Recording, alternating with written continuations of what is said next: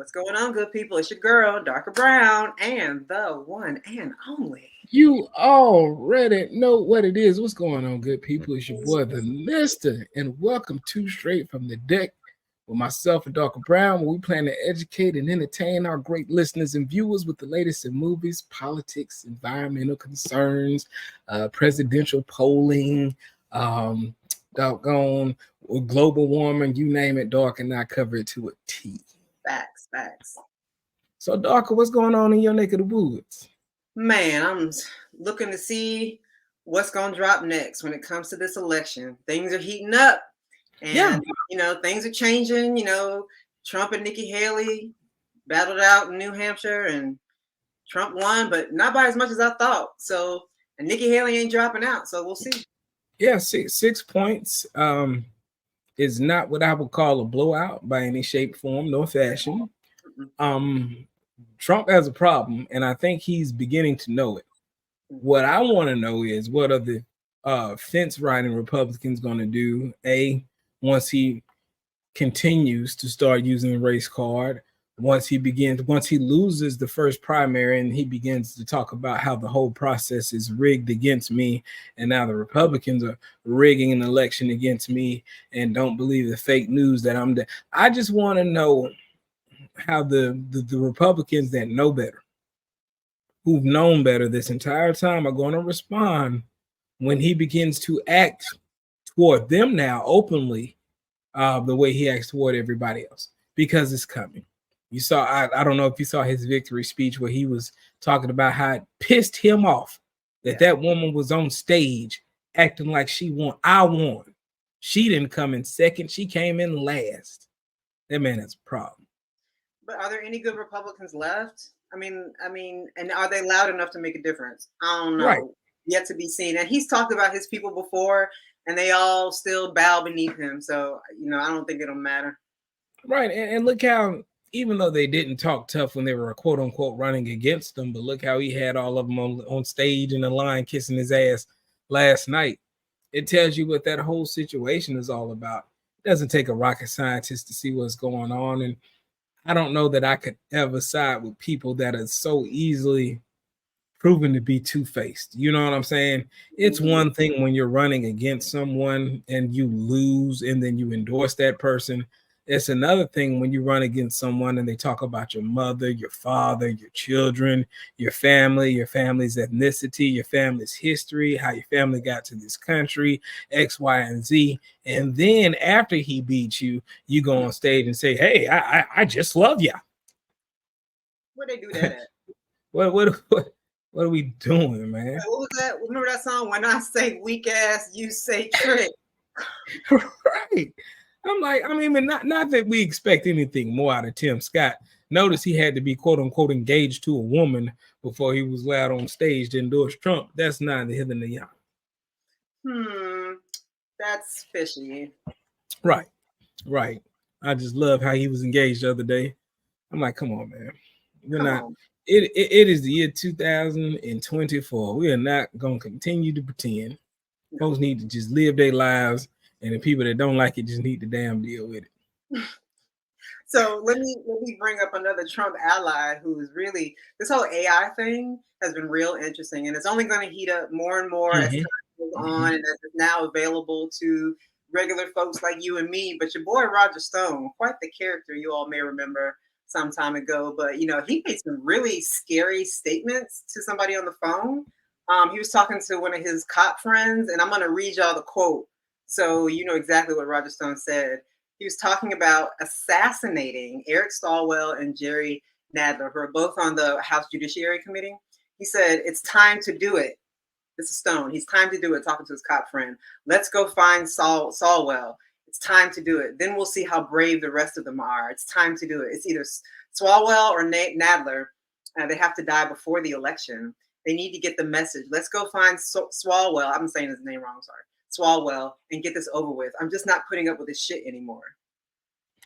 You can't talk about assassinating elected officials. Nobody can. So I'm not quite sure why Roger Stone feels that he's able to do that. He's already been convicted of obstruction and witness tampering and lying to Congress during the Mueller investigation several years ago. They gave him a 9-year sentence, but then it got commuted right before he's supposed to go to jail because Trump let him go. As president. He's basically able to, continue with his bull. And now he's talking about assassinating people. And then here's the kicker. He was like, that's not me. AI did it. That's going to be everybody's excuse from here on out. It wasn't me. AI did it. Released it. He said, release the tape. If it's me, I want to hear tape proving it. And they brought the tape out the next day, showing Roger Stone, asking to have these folks. Here's my thing, right? First, the real person in me comes out, and the first thing I want to say is you can tell this is a rich, privileged individual who ain't never been in nothing in his whole life to talk this tough and this flippantly about doing something so real. You know what I'm saying? You can tell he's never, ever been smacked in the mouth, never had to fight, never had somebody step on his shoes in an aggressive manner to see how he responds. Right. Like, I hate to hear bitch ass rich people who ain't never been through shit talk like they tough. You're not tough. It crawls under my skin when you went to a private school with only rich people kids, when you went to college at like Yale or Harvard, and you talking like you a fucking mobster to your cop friend who's just impressed because he saw you on television with Donald Trump. It's like, slow down, man. Secondly, though, it's also interesting how, like you said, this person ain't in jail, or at least had the FBI come knock on the door and ask WTF what's going on with this conversation. You know what I mean? It also shows you just how above the law these folks believe they were, and how much crazier they would be the second time around if given the opportunity. Right. You got to understand, with all the stuff that goes on with the insurrection and all these people going to jail, and Trump now calling these people political prisoners, it ain't gonna stop there. It's not. It's just not. The systems have not held them accountable really up until this point. Now our systems are being stress tested in a way that they haven't before. And actually, I don't know the outcome. I don't think any of us do. However, I would think that the tide is in our rational people's favor, because like we got the tapes, we got the video. We can get all this stuff now. You can't hide. We got the documents. We got most of them. Right. When we heard what documents were missing, that was hilarious in and of itself. Facts. But you were talking about, people who feel like they're above the law or above any tough times, that have never really gone through anything. I got another person who blames some crap they said that came out their mouth on AI. No, sometimes you just say bad things. Like, you can't blame it on somebody else, or somebody doesn't like you, or a computer made it. Like, no. So this time it was a Baltimore high school principal made some racist comments so bad. And he too said, no, it's fake. It's a deep fake. He said, this is a quote. He said, I seriously don't understand why I have to constantly put up with these dumb asses here every day. He says, between these ungrateful Black kids who can't test their way out of a paper bag, or the teachers who don't get it, how hard is it to get these students to meet their grade level expectations? And he also said, if I have to get one more complaint from one more Jew in this community, I'm going to join the other side. Ooh, the audacity of it all. Right. Imagine it. It's one of those things that show you that all your allies aren't your allies. And sometimes people in your community, around your community, that definitely shouldn't be there. And this is another example. And like I said, to run to the dog, my dog ate my homework excuse of, oh yeah, it's an AI fake, it's deep state. It's like, nah, man. Y'all like, AI is getting there, yes.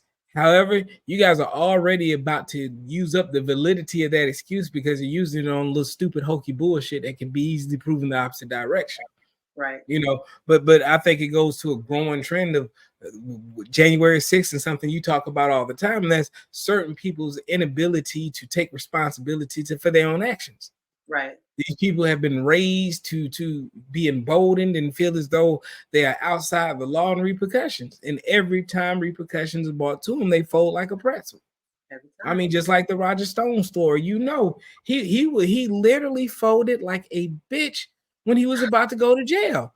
I don't know if you've seen the footage of him calling Trump all kind of bitches, and you better not let me go to jail, because if I go to jail, I'm letting everything out and da da da da da. And it's like, yeah, because you're a bitch. You know, it's cool to talk about murdering Eric Hartwell and Ralph Nadler because that doesn't affect you. But when you thought your booty hole was at risk, the whole ball game changed. Fuck Trump. He went from Jesus to Judas and like that. And it happens all the time. And to your point around, AI isn't yet to that point, but we can still like track that stuff. There was a call that went out. I forget what state, forgive me, but an AI call with Biden's voice telling people not to vote. I think that was in New Hampshire. So it doesn't matter until November. Yeah, right. Yeah. So there's definitely bad things happening with AI, but however, people are smart enough to be able to dig, and everybody's got access. I've even used Chat GPT. I didn't really want to because I was like, it was out of my realm, but sometimes it's helpful and it's available to everybody. So it's not like it's a tool that only the elites have. Everything's on the table. Everything has been flattened. Everybody has access to everything now. So the game has changed. And not to get too deep into the woods, but like we spoke about pre-show, what's going to happen with AI is going to happen regardless on how we feel. And we should put that energy, as opposed to opposing AI, into figuring out what we're going to do once AI takes hold. Right. Because one thing we know about capitalism is you're not going to stop companies from making money. That's their number one function. As long as they have a board of directors and as long as they have CEOs who bonuses depend on how much money that company brings in, they're going to always choose the cheapest measure. Exactly. And if they find scripting programs that can do all of the accounting, if they can find scripting programs that can route out all their distribution routes, if they can get scripting programs that can program their trucking fleet to be AI to drive their product from point A to point B, they're going to do just that.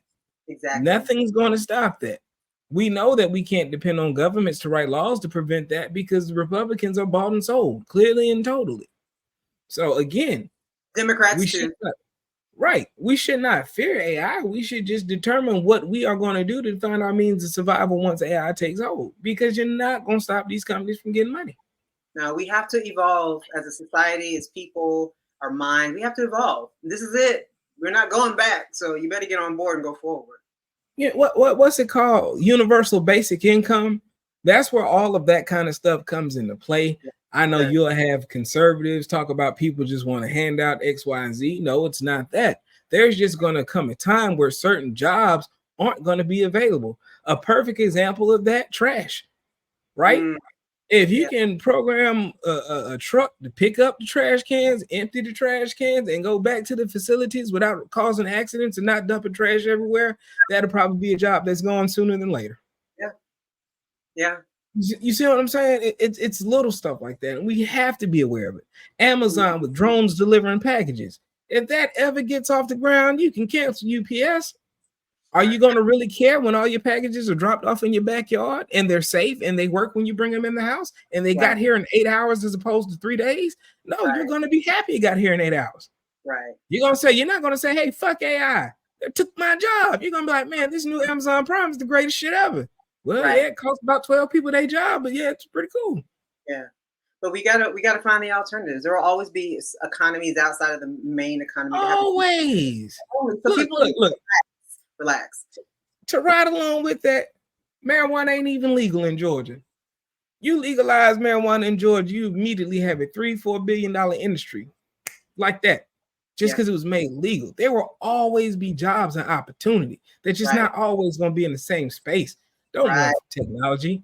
I'm not saying technology is going to make the world a better place. I'm just saying that you're not going to stop the inevitable. And one thing I've learned in my lifetime is you're not going to stop companies from cutting corners and making the CEO's bonus as big as possible while making your raise as little as possible, because that's the American way. That's the goal they try to get you to buy into. It is. But doggy, look, we're running on good time today. I'm going to ask him straight out. You got anything else for the people before we get out of here? Nah, sure don't. Just y'all get ready, because boy, 2024 is going to be a big one. There's a lot of stuff going on this year, so I hope y'all are paying attention, and please show up in November. Damn right. Time before, it matters more now than ever. The stakes are high and higher and higher and higher every election, but this one matters. And if you don't want King Donald Trump, you better get out there and vote. Hey, please like and subscribe to the channel. Until next time, y'all take it easy, folks. Peace.